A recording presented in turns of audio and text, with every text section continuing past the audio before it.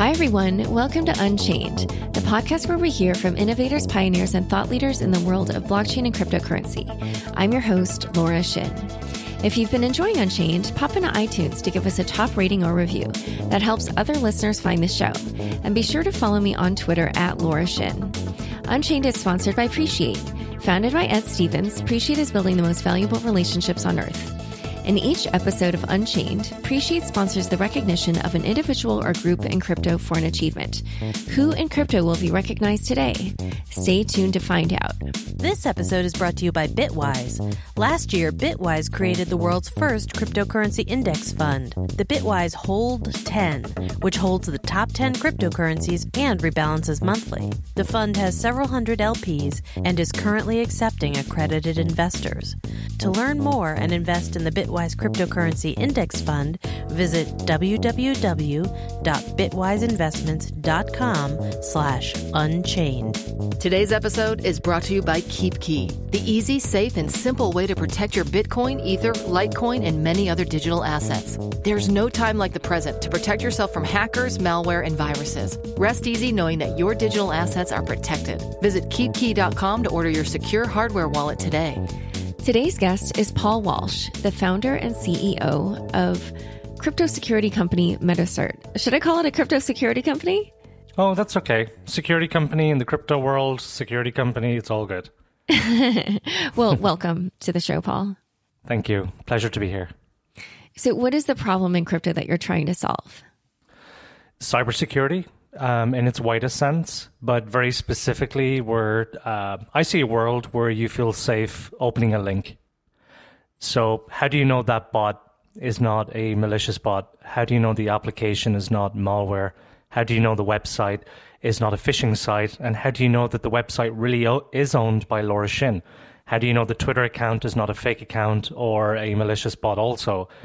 And how do you know the website is not going to mine Monero cryptocurrency by hijacking your CPU through your computer or your mobile device? So these are all the kinds of questions that people ask themselves every day before opening a link, or unfortunately for some people, after they've opened a link. And so what MetaCert does is it has a cyber threat intelligence system, which is basically a massive database of the World Wide Web split into 65 categories. And the categories that we care most about are websites and URIs to Twitter accounts and other social media accounts. We care about whether they're classified as malware, phishing, XXX, crypto mining, and so on. And what's a URI? I know what a URL is, but I don't know what a URI is. So a URI is a link, and a URL is a type of URI. So a URI, the last bit just stands for identifier. So a URI could be when you're inside a Twitter application, you click on a link and it opens up the Facebook application. So that's called a deep link in the iOS world, but it's also called a URI. A URI could also be a MAC address or an IP address or other type of link that you would open up without thinking about it. So a URL goes to a web page, whereas other types of URIs could go to other kind of applications and bots or IoT devices or an API. Sorry, I get used to using the term URI, and we can say URL to keep things simple, even if it does mean it restricts the kind of links that we talk about. No, that's fine now that we've defined it. And keep going. You were saying something more about, how you define these, categorize these URIs, etc. Not all security companies have their own threat intelligence system. Only a few of the security companies have them. The other security companies would license the data owned by the security companies that do have them. And MetaCert just happens to be the world's most advanced classification platform with the world's biggest database of classified content. And to put the numbers into perspective, OpenDNS, which is a very respectable DNS service, which protects people from malicious links, they've categorized just over 2 million domain names into 65 categories. And MetaCert has categorized over 7 million unique domain names just for pornography alone. And then, more than 60 categories on top of that. So that's at the heart of MetaCert as a security company, is that cyber threat intelligence system. And then we have a number of security products that people use to protect themselves or their communities from malicious attacks. So one good example, specifically within the crypto world, is we have a security application for Slack. We really recently launched a security bot for Telegram, and we have a number of browser extensions. So in 2017, phishing inside Slack was an extremely serious problem for most crypto communities. And very quickly, they installed our security application, and it was almost like turning off a tap, in that it significantly reduced the number of phishing right across the industry. In fact, for the communities that installed the application, it was like turning off a tap, literally. But at the time, before some communities got a chance to install our application, they started to migrate to Telegram, where there were no phishing scams. And at the time, I predicted and said, look at guys, either stay inside Slack and install MetaCert, or when you go to Telegram at some point, you will become a phishing target, because the bad guys will move to the platform of least resistance. And now in 2018, we're finding that, we don't read about phishing inside Slack anymore. And now we're reading about it inside Telegram and other platforms. So more recently, we launched a bot for Telegram. And what it does is it takes about 3 seconds to install for a group administrator. And then it listens in the background to every link posted to the group. And it doesn't do anything until it finds a phishing link. And then as soon as it spots that, it sends an alert to the group to say, hey, beware, don't click on the link, that's a phishing link. And then people are less likely to fall for a phishing scam. And then the browser extensions are actually twofold. One is to add a utility, and the second was a social experiment. And the utility is you install the extension for Firefox or Chrome, and it does two things. It blocks phishing websites and also fake social media accounts. But then the most important thing is it actually turns our shield from black to green whenever you visit a verified crypto website or social media account. Because the problem is that consumers are looking for the green padlock in the toolbar of the browser. And unfortunately, they're falling for phishing scams because there are certain companies that issue those SSL certificates for free, and the process is automated. And there's one company in particular that has issued over 20,000 SSL certificates to domain names with the term PayPal in it. And so consumers are falling for phishing scams because they're looking out for the green padlock. That is only a measure of encryption. It's not a measure for trust or authenticity or domain name ownership. And so by installing our browser extension Kryptonite, whenever you visit a crypto website, the shield will turn from black to green, so that even if there are new phishing websites out, you'll know that you're on a safe website or even a safe social media account, whether it's Twitter, LinkedIn, Facebook, GitHub. You know when it's green, you're safe. And the reason that was a social experiment was because we wanted to see if people would really rely on that shield instead of certificates, and they are. Not only are users coming to us asking about specific websites that are not verified, we now also have exchanges and wallets from around the world coming to us asking to be verified because their community members are not logging into their website because of the shield staying black.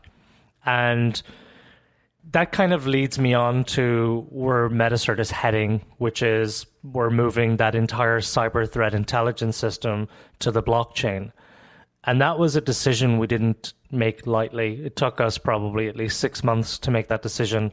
Last year, in 2017, people would come to us and say, why don't you decentralize MetaCert? Why don't you decentralize your database? Why is it centralized? Why should we trust MetaCert as a security company? Why should we trust McAfee or Symantec or VeriSign? And some people were nice about it, helpful, saying, hey, dude, we think this is an amazing idea. What do you think? And then other people who are kind of more right-wing, open source extremists who think everything should be free and everybody should use open source no matter what the repercussions are. And so we thought about it over a period of about 6 months. We engaged with community critics and got their feedback. And then we came to the conclusion that actually we need to move this entire system and open it up on a new kind of protocol, decentralize trust and reputation for the web. And the reason we thought it was a good idea was because we couldn't possibly scale the verification of every crypto site and social media account and then scale that to the web beyond crypto. There's no way we could. And, VeriSign or Symantec couldn't possibly scale that either. And so by opening it up on a blockchain, introducing a reputation score and a token that incentivizes good behavior, it's actually possible. Because I've been around the web since the 90s when I worked at AOL. And I was part of the team that launched technologies like AOL Instant Messenger, 56K modem speed, and a bunch of other technologies. And I built my first website in 1996. And between then and now, it hasn't really been possible to crowdsource trust and reputation, particularly if you want to classify websites for phishing, because how do I know Laura Shin isn't submitting this website as a phishing site when in fact it could be a competitor of hers? So kind of get that right has been difficult to impossible. There are some open source lists out there that do okay, but they're not fantastic. And by being able to use the Ethereum blockchain and a reputation score, which is based on, how many websites or accounts have you submitted, how many of those were accepted, how many were not accepted by the community. And then by offering a token, we can then incentivize and reward people to add to that database. And to kind of just finish off on that point, imagine a world where you're using either Kryptonite or parental control application or an extension that highlights fake news. Imagine if you could submit or validate websites or social media accounts or bots or applications that end up being used by those tools to improve the protection that you're looking for. And then at the same time, you get paid in tokens. So that's kind of, we have a self-contained economy. Oh, this whole thing is extremely fascinating. And you just said so many things, and I have so many additional questions. I actually want to go back a little bit because I started asking you what problem it is in crypto that you're trying to solve.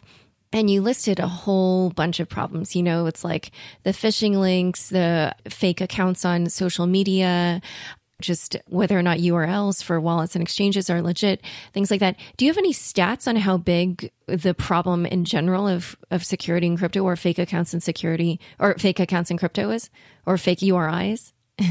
I should have written this down because I've written about it so many times on Medium. I believe the latest report from Ernst & Young was about $150 million a month being lost through phishing, but I would have to double check on that. So it is significant. We hear about hacks in the industry all of the time because they're big ticket items, they're big headline items. But actually, the number one problem within the crypto world is phishing scams, because it's less money, but more people losing it.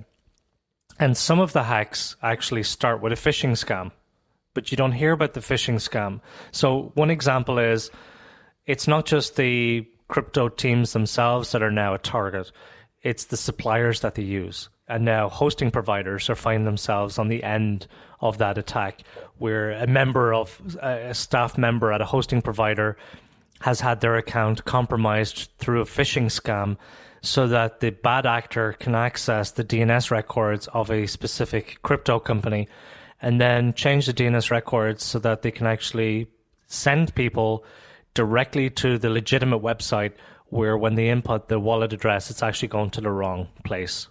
Oh, wow. So you mean like the web hosting company? Like if I'm a crypto company and have a website hosted somewhere, then the attacker goes to that company and changes the website through someone who works there?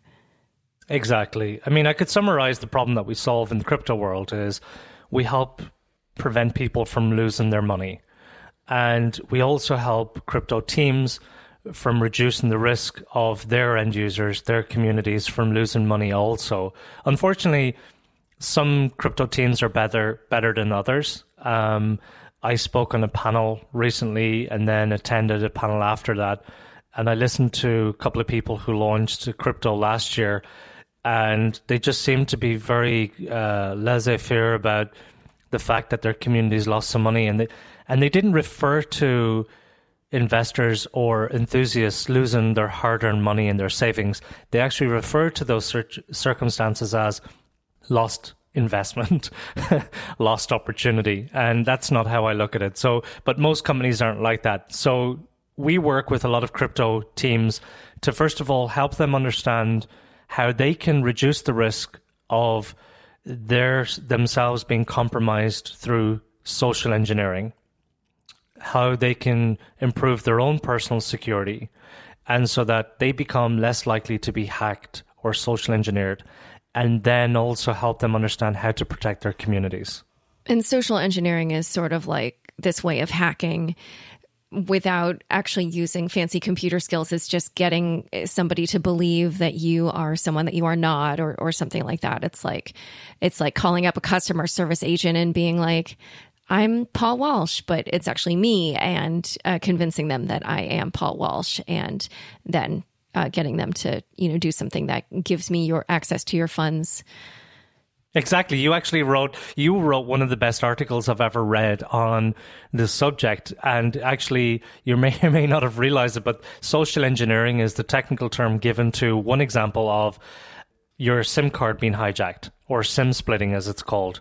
So not SIM porting to a different network, but it's where somebody pretends to be you, calls your cell network provider like T-Mobile, and then gets a new SIM card with your phone number, and then they'll go to Gmail or another account and do a password reset. And of course, the password reset code is not going to you because your phone number doesn't work anymore, and it goes to them. Yeah, I wrote a huge article on that, and the sad thing is it's still going on.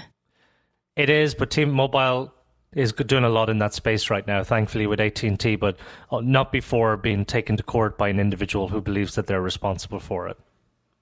Oh, interesting. Yeah, recently. I know a lot of the victims were thinking about doing a class action lawsuit, and I said to them, hey, if you ever file this, like, you should reach out to me, but they never did. So I don't know who that individual is. I guess it's somebody who wasn't in that group. One other thing sorry, Laura, we actually got a call from the T-Mobile CEO's office shortly after that, because we actually put out a call also, just like you. We wrote a Medium post after that legal case started and said, if anybody wants financial aid to take T-Mobile to court, MetaCert will actually help fund your legal aid. I'm not saying that was a result. I'm not saying that resulted in them working with AT&T to do a new campaign and change their practices, but hopefully it would have contributed a little bit. Oh, interesting. I don't know if it has that been written about. I feel like somebody should chronicle some obscure publication somewhere wrote about it, I believe. Maybe other mainstream did, but I got it through Google Alert. Oh, interesting. Yeah, if I were still writing, I would jump on that, because back when I wrote that story, it was a little bit amazing. It was completely clear that they had gotten these calls for months from desperate crypto people, and I'd totally ignored them. And then the second a reporter called, then they when I wrote the story, the person who had most recently had their phone hijacked, who was the first person I found out about, because I named that person in my first query to them, that person got their phone number back faster than anybody else ever had. There were people who had been trying to get their phone numbers back for months, had been completely ignored.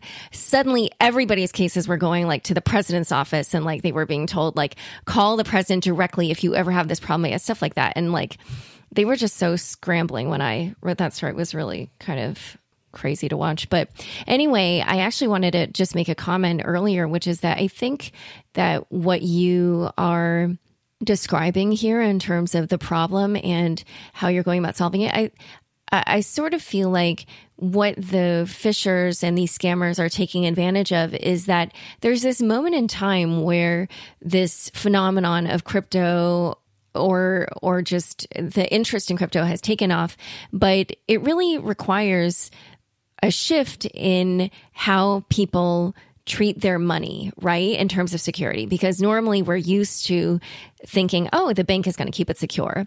But in this case, obviously, especially if you're working with this in the decentralized manner, then you are responsible for your private keys. And it really requires that change in behavior. And a lot of people may have gotten in because they want to get rich quick and whatever, and they may not be thinking about their security practices. And I feel like, just while we're making this transition to this new form of money that does require a different mindset, I feel like they know that probably the window is only a few years, is going to be open a few years before people realize oh, I need to do different things, or before there are good solutions to preventing these sort of attacks from succeeding. And MetaCert is a great example of a company that now has pivoted and is helping to fill that need. But actually, then that's the perfect segue to my next question, because you guys did not start out as a crypto-focused company. So how did you get into this business? In 2017, Matt from Singularity TV reached out to me and said, we have this phishing problem in the crypto world. Is this something that you can help us address? And at that point in time, we were simply the number one security company for messaging platforms, because a number of years ago, we predicted that if people are reducing their reliance on email in favor of messaging platforms such as Slack and HipChat and Skype and Messenger, then it stands to reason that the cyber attacks will migrate from email to messaging platforms. So we focused on that and we doubled down on that. And we had customers, and still have, NTT Security, F5, IBM, Sage, SAP. A lot of companies install MetaCert to protect their companies when using platforms like Slack and HipChat. And when we looked at the crypto world, I thought, oh my word, we've gone from predicting this is going to be a problem at some point to the houses are on fire, literally, because up until that point, I knew what blockchain and Bitcoin was, of course, but I was not, I'll be totally honest with you, I was not a cryptocurrency enthusiast. I didn't even know what Ethereum was, truth be told. And I was absolutely blown away. Wait, and this was last summer, like the summer 2017? Yep, 2017, just before the summer. And at this point, for example, inside Slack, when you install our security app, it listened to all of the links inside the public channels, because we didn't think for a second that an attacker would think about or use the incoming webhook API or direct messages or the Slack bot reminder system. And that's what was happening. So even though we had a great product, we didn't have a product fit for the crypto world. So we doubled down on that for 3 months, because what happened was, I remember very specifically one night, late at night, I was inside a community that invited me in by the team, and I witnessed a number of scams happening live in the channels where people literally were complaining that they just lost all of their life savings. And then I started to get direct messages when they realized that I was in the security world, but MetaCert wasn't installed in there. And I had conversations with one particular guy in Mexico who just lost $20,000. And it was his entire life savings that he invested in this cryptocurrency. And I knew then at that minute that I wanted to address this issue, because, solving the problem for IBM or Sage from a compliance perspective wasn't the same as solving the problem for a real individual in real time. And then when they started to install MetaCert, I could literally see people say in the channel, oh my word, I was about to click on that link until I saw the alert from MetaCert. And then we knew, okay, this is definitely going to be a bigger problem moving forward as crypto evolves and it grows over time. And we just have to try and solve this issue. And that's how we got involved in crypto. And so what do these attacks look like? You sort of kind of glossed over this. You said something about using the Slack bot reminder and then something about APIs. So what are these attackers doing? So they would set up, it's technically impossible for the community administrator or owner to disable the Slack bot inside Slack. And an attacker would set up an account, and then they would set up a reminder to send a reminder to every single person in the community to say, don't forget about our magic airdrop or special offer or whatever it is. And they would hyperlink the text to a phishing site, which is a website impersonating the cryptocurrency. And then when they log in, they're asked for their private key, and then they lose all of their crypto assets. And that was happening literally every 5 minutes. And that's why. Wait, and just what triggers the Slack bot reminder? Like, how would it? Is it just you just set it up? It takes 5 seconds. You can go into a Slack community right now, and you do like a Slack bot reminder, 5 minutes and 10 seconds, and put it on repeat, and then it'll send a message to everybody that you've directed it to. If you've said do this in a channel, then it'll send it to the channel and keep sending it, or you could pinpoint specific people by direct message. And the way that they would like entice people to click on the links was sort of like saying, you're going to get free money if you do this. And like, there's this, you have to do it now, or there's this time window before which like you won't be able to get these free coins, stuff like that. Exactly. And one of the things that I say to crypto teams, and I don't know how much they listen to this, I empathize with the need for marketing and time-sensitive promotion in order to get the momentum going in your project. But it needs to be balanced with the fact that we're creating this world where we're encouraging people to quickly click links, log into websites to get this special offer that they need to get now, and they're not thinking straight.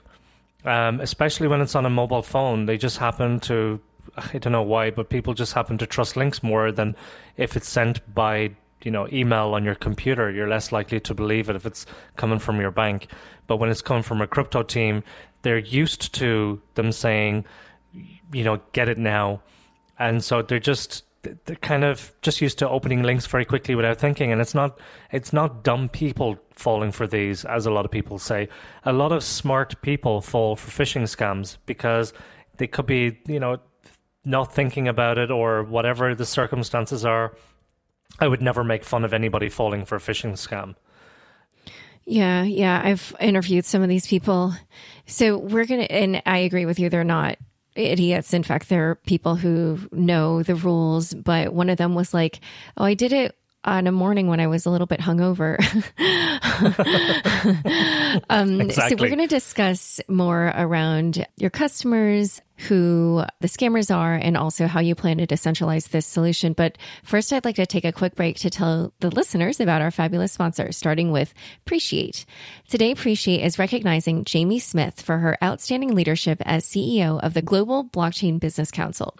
During her tenure, which recently concluded with a handoff to Sandra Rowe, Jamie was a tireless advocate worldwide to advance the understanding of blockchain technology. We appreciate you, Jamie. Appreciate welcomes Unchained listeners to nominate a friend like Jamie to get props on a future episode of Unchained. Just go to appreciate.org/recognize. And for those listeners who have been listening to this podcast for a while, you may remember Jamie from a previous episode. She was on the How to Explain Blockchains and Cryptocurrencies to the Average Person episode, which was super popular.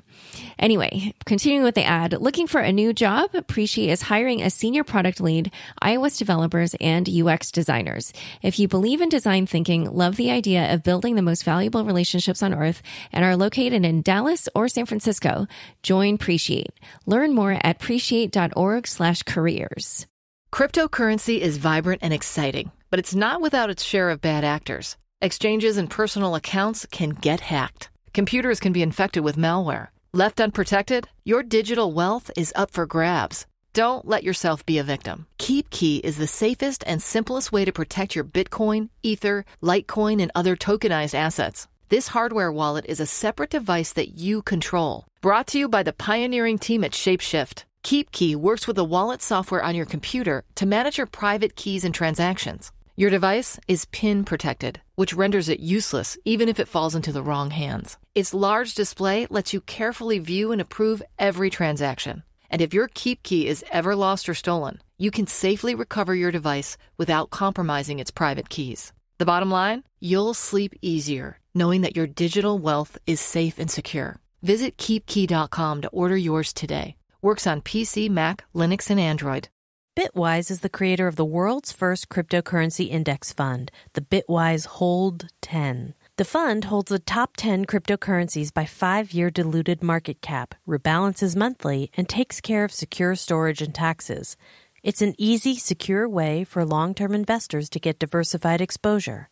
Bitwise is backed by Khosla Ventures, General Catalyst, Blockchain Capital, Naval Ravikant, and several others. They're a trusted partner to individual investors, wealth managers, family offices, and large institutions who are navigating the crypto space. The fund has several hundred LPs and is currently accepting accredited investors. To learn more about the Bitwise Cryptocurrency Index Fund or download research, visit www.bitwiseinvestments.com/unchained. So let us talk about your customers. Who are they? How many teams are you working with? And how many users, like everyday users, do you have signed up for MetaCert? Within the crypto world specifically, some customers include BigChainDB, Ocean Protocol, Mercury Protocol, COS, Raven Protocol, Enigma, and Hello Gold, and quite a lot of communities actually would install our software, either for Slack and more recently Telegram.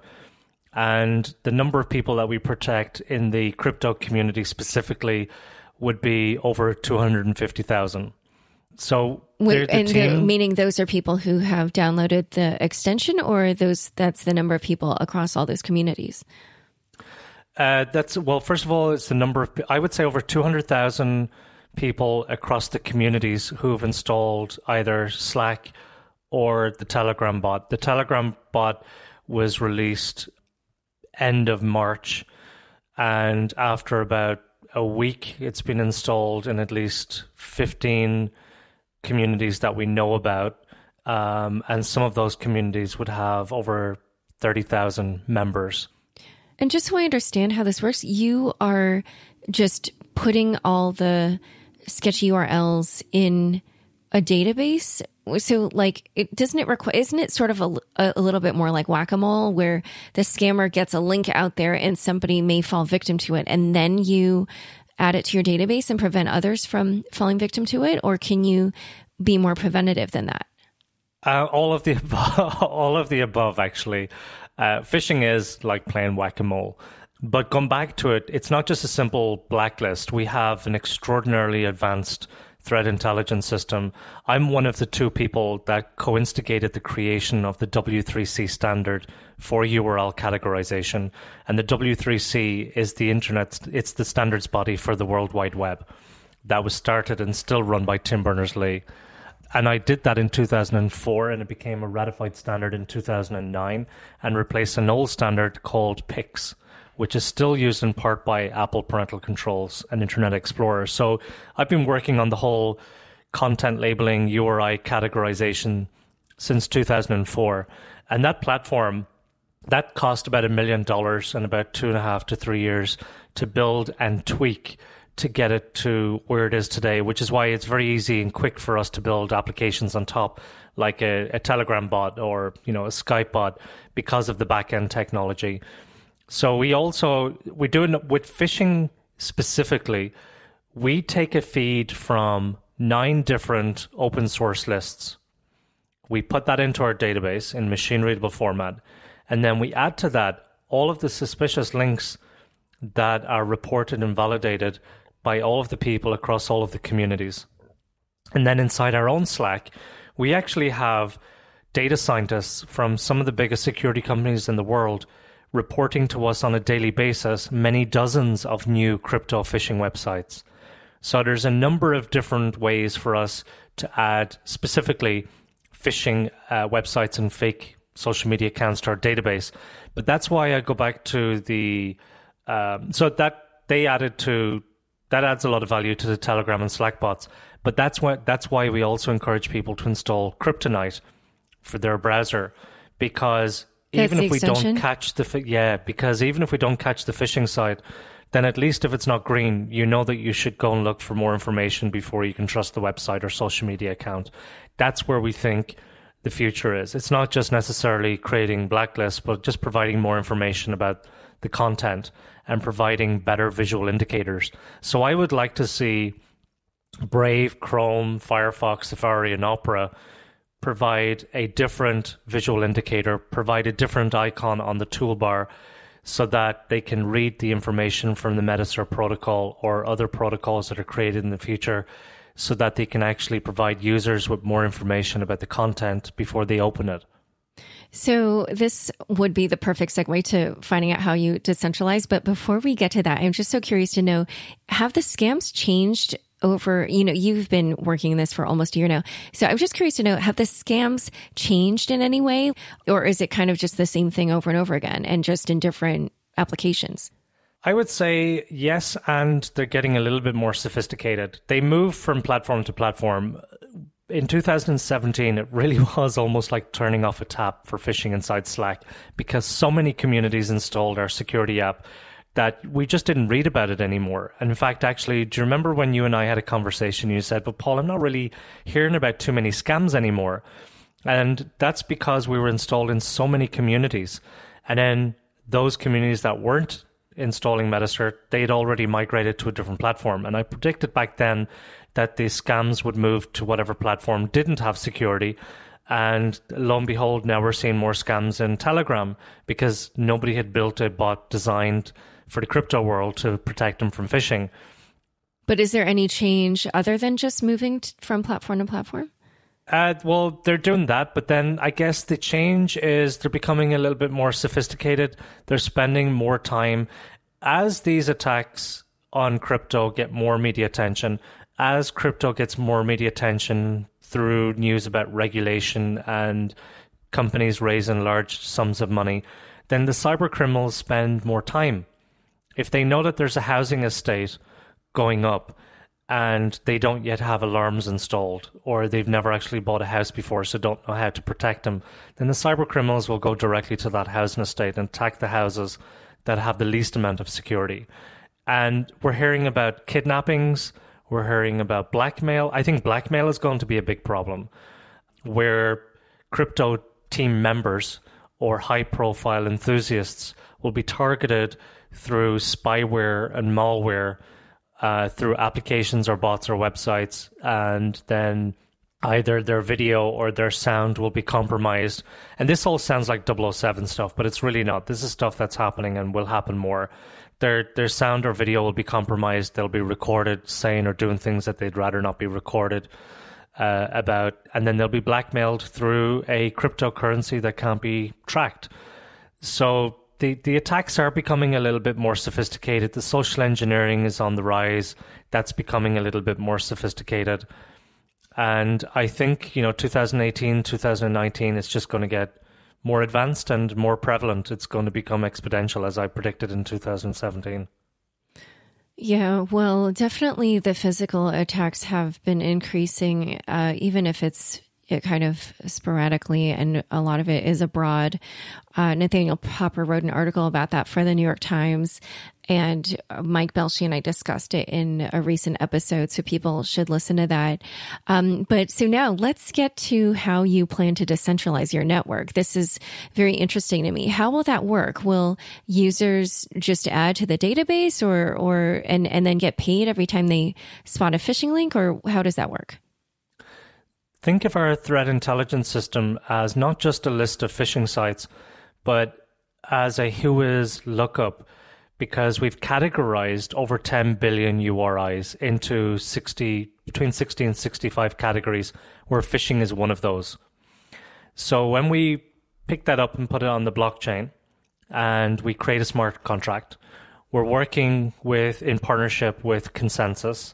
So we're supported by Consensus. They're helping with the token economics and other mechanisms and other areas of the token economy. So imagine a world where through Kryptonite or one of the bots or somebody else's application, you can submit a website or submit information about a website, whether it's phishing, XXX, sports, religion. If it hasn't previously been classified, you can submit it, and then other people will validate that.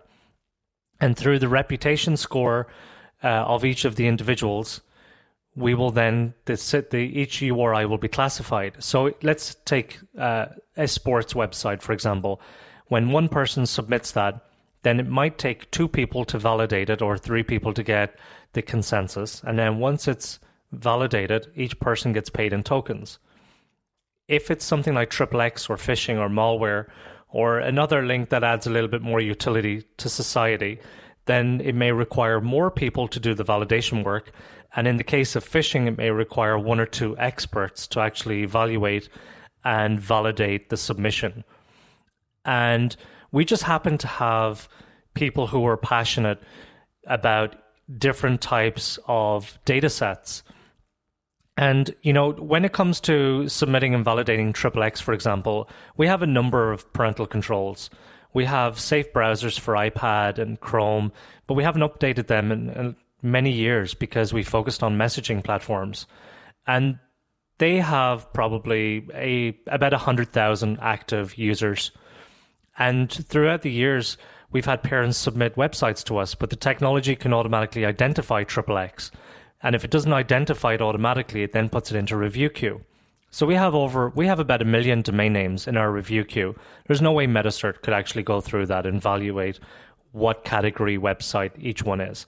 So by putting that onto the blockchain, everybody can come, pick domain names to validate, and then you get that consensus algorithm going on, and people get rewarded in tokens.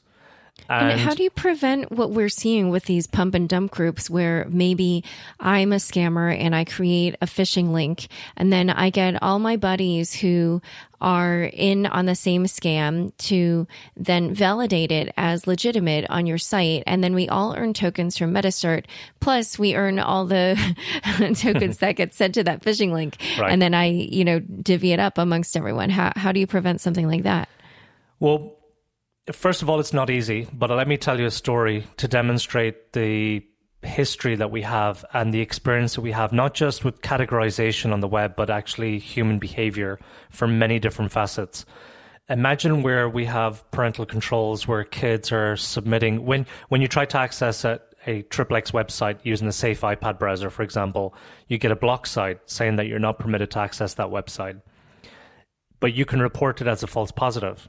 Imagine the amount of kids that would continuously report the same websites as false positives when clearly they're not.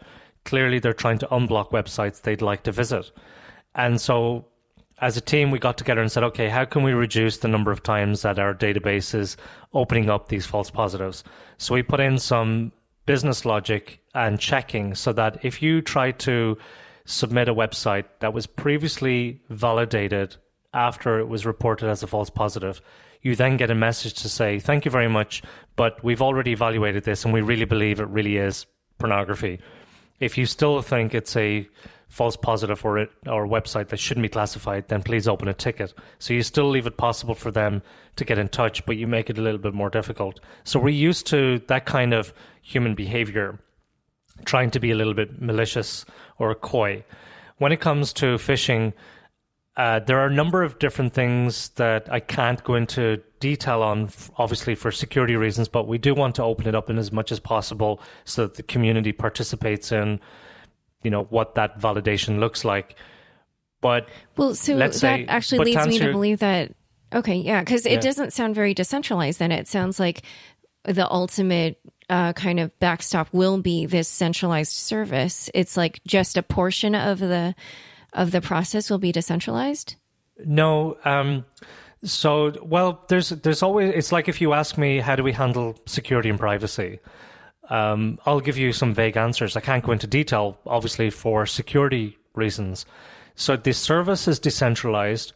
The trust and reputation is decentralized, but just parts of the cogs and wheels, you don't necessarily have to open source every piece of the code to let people understand how the intricacies work. So, for example, to answer your question very directly, if you submit a website, the websites that are reviewed by the community are randomized.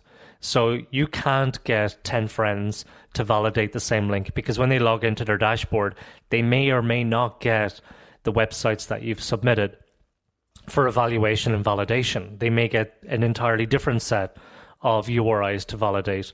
And then there will also be the ability for us to record the historical data, so that there will be a ledger, an audit trail of who submitted what, who validated what is the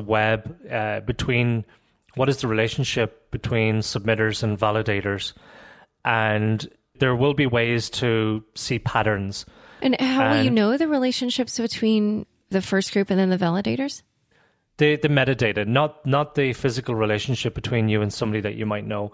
But, if there's a pattern where every single link that you submit is validated by a guy called Chris, and he happens to say that you're correct in every one of your validations, but other people end up disputing those.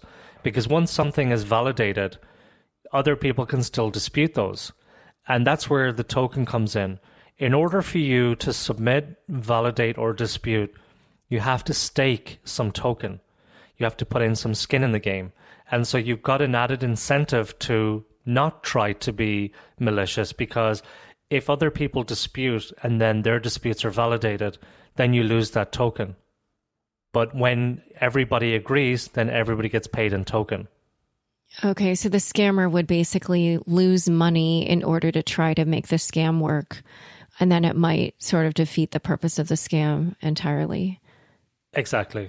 Okay. Exactly. And then also, we just happen to have people who are passionate about different data. So one example to demonstrate a point about the data: imagine a world where advertisers and platforms could use the MetaCert protocol to avoid placing ads on fake news websites and undesirable websites, while at the same time targeting websites by category type on a granular level. That's one use case of the MetaCert protocol. Now, that's not one that we're particularly passionate about, but that's an application that may or may not be built in the future. The areas of concern that we're really interested in are the following: protecting people from phishing. We happen to have hundreds of thousands of people who are using products that protect them from phishing. So imagine MetaCert with the products. They're just a customer of the protocol. So MetaCert protocol is a new entity that, for the purpose of building the MetaCert protocol, MetaCert with those security products is just one customer. We will encourage other people to build competing products, other security bots and applications, or other applications we haven't thought about. We just happen to have good use cases to demonstrate how the protocol can be used through applications. And so we already have people within 3 days of opening up our own Telegram group. We had 3,000 people come into the Telegram group, all very enthusiastic because they all came from our products. They all came in knowing that, oh, if I submit links for phishing, that means I'm going to get paid in MetaToken, and then the same phishing links are going to be used to protect me from phishing links. So I'm going to get paid to protect myself. And it's in my best interest not to try and submit bad links, because then I'm not going to be protected, or I'm going to be blocking myself from innocent websites. Now, copy and paste that to brand protection when it comes to verified accounts, and then also parental controls or news reputation. We happen to have products for each of those areas of concern with enough end users and customers to know that there's a real need to solve those problems, and people who will be able to get involved on day one. And just so I understand, so I get how I can earn tokens. It's by maybe, I don't know about submitting, but definitely verifying or validating. And then how do I spend them? Like, what would I spend these tokens on? First of all, you'd be able to unlock or subscribe to MetaCert services in a way that wouldn't have been possible in the past. Also, we're working in partnership with a number of companies. I can mention one of those, and that's RocketChat. RocketChat is the biggest open source messaging platform that's a competitor to Slack. And they are going to integrate the MetaCert protocol. Together, we're going to build an open source security module. So all of their customers get the option to click a button and then get anti-phishing security or security against other malicious links. And they've also agreed to adopt our token to incentivize people in their world to submit and validate links that they care about. And there's a couple of other platforms that are more abstract than that will adopt the protocol and the token, but I can't mention those at this time. But we envisage a world where it's not just people who use tools on top of the protocol built by MetaCert, but tools and applications built by other companies that will use the token to incentivize their economy. And There's many different ways to use the token within a household if they're using, whether it's parental controls or in use credibility software or anti-phishing add-on.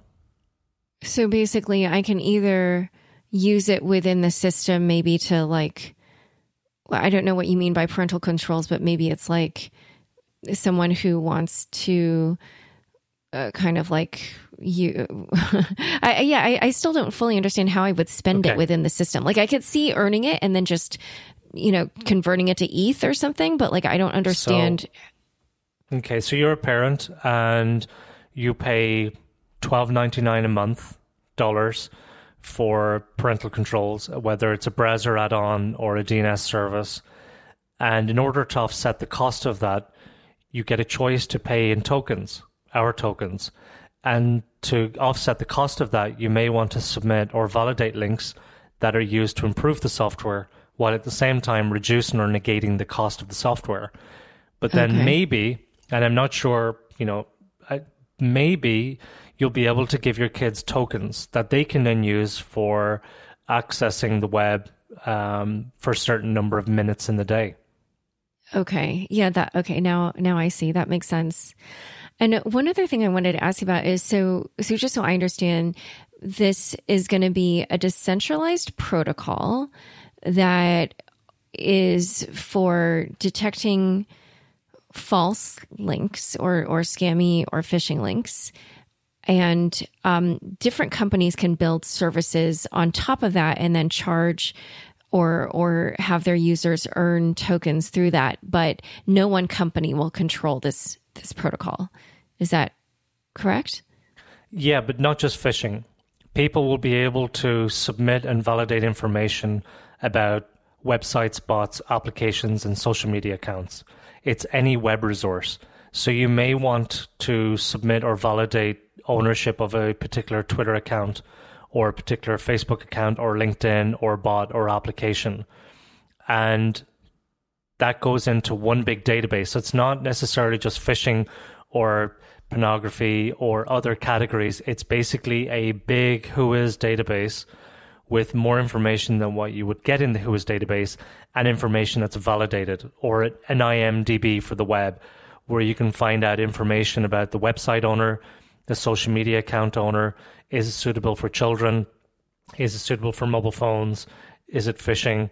And then other companies, you could be an ISP, a public Wi-Fi hotspot provider, a router, a browser company. You would want to use that MetaCert protocol in order to be able to protect people or highlight information on the web when people use your products and services. Wow, this is pretty all-encompassing. One other thing I just realized is it sounds like this can also be used for what we're currently seeing in the crypto space, which is that a lot of the social media accounts for various crypto personalities are being imitated, and then they're popping up and saying, if you send me 0.1 ETH, you will get back a full ETH. Things like that. It sounds like this would be useful for that as well. It would be very useful for that. I mean, Civic is working on verification of identity. For me, identity is something new. And when we're moving everything to the blockchain, we're not just copying and pasting what we've learned in the past. We're actually asking ourselves, if we were to invent what it means to get a green shield for a website or social media account, what does that actually mean? And actually, the answer to that question is being opened up to the community. We'll create the baseline, but the community will answer it. For example, a Twitter account, you don't necessarily want to prove you really are Laura Shin by demonstrating evidence by way of your passport or your license, your driver's license. In fact, you may not even hold either of those credentials. You may want to actually have an alias. So we have a great guy on our team who's just joined our administrators. His name is Virtual Growth. And nobody on the team and nobody in the crypto world actually knows his real name. He's just known as Virtual Growth. I'm glad it's not his real name. yeah, that would be funny. And so he shouldn't have to prove his real name. So identity is more about personas. You may trust a particular Twitter account that you've been following for a quite considerable period of time to talk about crypto without actually knowing who the identity of the person is. They may be linked to a GitHub account or some other type of account. Maybe you want additional information. But the verified symbol may just mean, in some instances, you're just not going to be scammed. It doesn't mean it's a legitimate token or a legitimate whatever. It just means that they're not going to scam you. It really is what they say it is. If they tell you they're going to scam you, then you can verify that. But it's really, MetaCert doesn't have an opinion about what's good or bad on the internet. We simply open it up to the community to classify the entire of the World Wide Web, and then other companies can do what they want with that information. Not everybody thinks pornography is bad or should be excluded. Some people may want to look for that information. So we don't have an opinion as to what's good or bad. Just a very small percentage of the internet. So it's not for us to decide. And when it comes to decentralization, I am so excited by the fact that MetaCert and other security companies can be removed from the equation of trust. Because, why should you trust MetaCert to verify all the crypto exchanges and wallets, aside from the fact that we couldn't possibly scale it globally? We need help from the community. But why not have a MetaCert protocol that actually is owned by the people, so that if MetaCert was attacked and brought down or whatever happened, then you still have that network. You still have that self-contained economy of people who just constantly submit, validate, dispute, validate links that have a lifespan of maybe 6 or 12 months, and then people evaluate it again. And it's constantly evolving and constantly growing. Now, the database itself can't be decentralized because we don't have a technology, we don't have a blockchain solution that could give the performance that's needed. But we're talking with a number of companies like Ocean Protocol, for example, who are working on that decentralized marketplace of data. So we do want to decentralize as much as possible. And I think it's really important to demonstrate intent. So I've contributed to 8 technical specifications of the W3C. I mentioned my URL categorization background. I'm also one of the 7 original founders of the Mobile Web Initiative at the W3C, and I was the first person ever to rewrite Tim Berners-Lee's vision of the One Web whilst we were drafting the first best practices charter for the Mobile Web Initiative. And my COO, Ian Hayward, he was one of the first 25 contributors to the Mozilla Foundation and started and fostered the growth of the entire Mozilla evangelist community, which contributed to the success of Firefox. So we really care about open source and open standards and an open web and decentralization. We will open source the products owned by MetaCert when we get the time and effort, the time and resource to do so. And we will decentralize as much as we technically possibly can. Great. So when we're running out of time, but I actually want to ask you just a few more questions. One is, do you have any sense of who the scammers are? We see a lot of attacks coming in from Ukraine, China, Romania, but we don't really know who they are. They could be anybody, because I gave a talk at a blockchain conference in LA last year, and one of my main points was don't use your phone number as a password backup and recovery mechanism, otherwise known, as we've discussed, as two-factor authentication. And an hour after that, my own phone number was compromised. I got a text message from T-Mobile. I can't wait to give a talk at the same conference in San Francisco this week, because it's going to be a screenshot of what happened the night after my last talk, which is mine was compromised. But everybody can be hacked. The good thing is I don't have core access to anything meaningful, so I knew I would be a target, so I don't have access to anything that would compromise MetaCert or any customer data, because I don't have root access to anything, and I knew that would happen. So it's easier to attack than it is to defend. And when do you plan to launch your decentralized network? We plan to have a basic token functionality working on a testnet by mid to late April.